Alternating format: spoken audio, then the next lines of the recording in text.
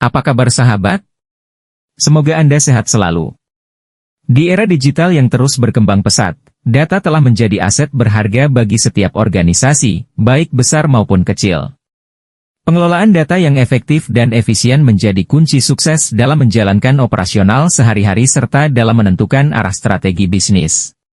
Buku Tata Kelola Data ini hadir sebagai panduan komprehensif untuk membantu organisasi memahami dan menerapkan tata kelola data yang baik, memastikan bahwa data yang dimiliki dapat memberikan nilai tambah dan mendukung pencapaian tujuan perusahaan. Pendahuluan.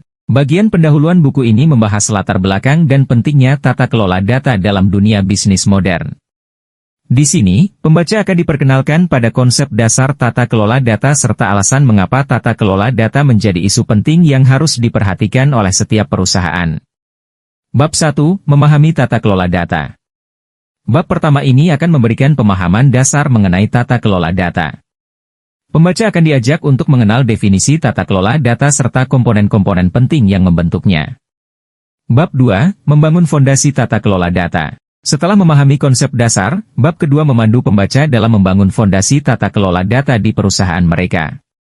Bab 3. Prosedur dan praktik terbaik dalam tata kelola data.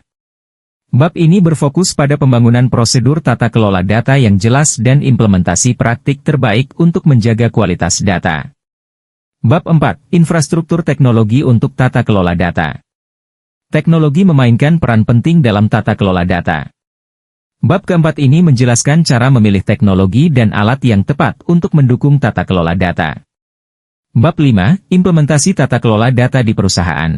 Bab ini menawarkan langkah-langkah praktis untuk mengimplementasikan tata kelola data di dalam perusahaan. Dari persiapan awal hingga pelaksanaan dan pemantauan, bab ini mencakup seluruh proses implementasi. Bab 6. Pemantauan dan evaluasi. Untuk memastikan tata kelola data yang berkelanjutan, perusahaan perlu melakukan pemantauan dan evaluasi secara rutin.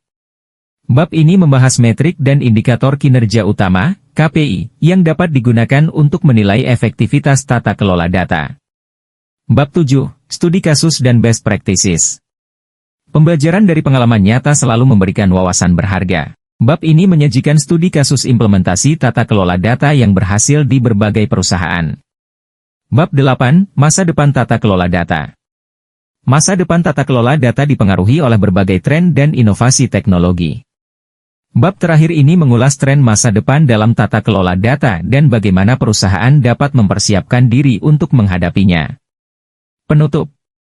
Buku ini diakhiri dengan penutup yang merangkum poin-poin penting yang telah dibahas serta memberikan rekomendasi praktis bagi pembaca.